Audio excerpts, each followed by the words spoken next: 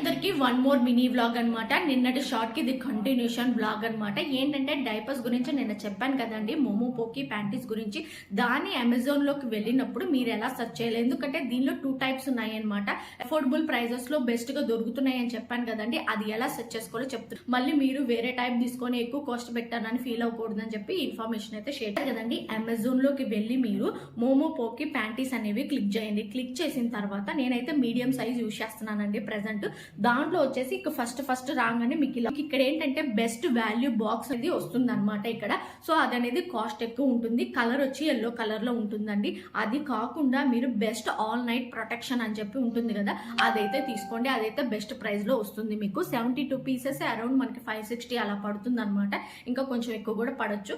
ఒక్కొక్కసారి ఒక్కొక్క రేట్ ఉంటుందండి. 5 ని నేను 2 డైపర్స్ యూజ్ చేస్తాను. మోమో పోకి ప్యాంటీస్ అనేవి పెద్దవి తీసుకున్నాను, అలాగే నేను వచ్చేసి ప్యాంపర్స్ కూడా తీసుకున్నాను. 2 ప్యాకెట్స్ అనేవి ఇలా తీసుకున్నాను అనమాట.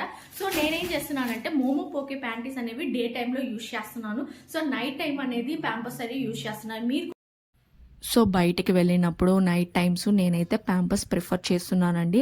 అండ్ ఎక్కువ టైము మనం డైపర్ చేంజ్ చేయట్లేదు అన్నప్పుడు కూడా నేను ప్యాంపర్సే యూజ్ చేస్తున్నాను. ఇంకా రెగ్యులర్ బేసిస్ మీద అయితే నేను మోమో పోకి ప్యాంటీస్ అనేవి యూజ్ చేస్తున్నాను. అవి కూడా మా బేబీకి బాగానే సెట్ అయ్యాయి. బట్ నేను ఎక్కువ ప్రిఫరెన్స్ ప్యాంపర్స్కి ఇస్తున్నాను. పఫీనెస్ కూడా తక్కువ ఉంటుంది అండ్ మనీ సేవింగ్ కూడా చాలా బాగుంటుంది. ఈ ఐడియా మీకు నచ్చితే లైక్ చేసి ఫాలో అవ్వండి. Thanks for watching.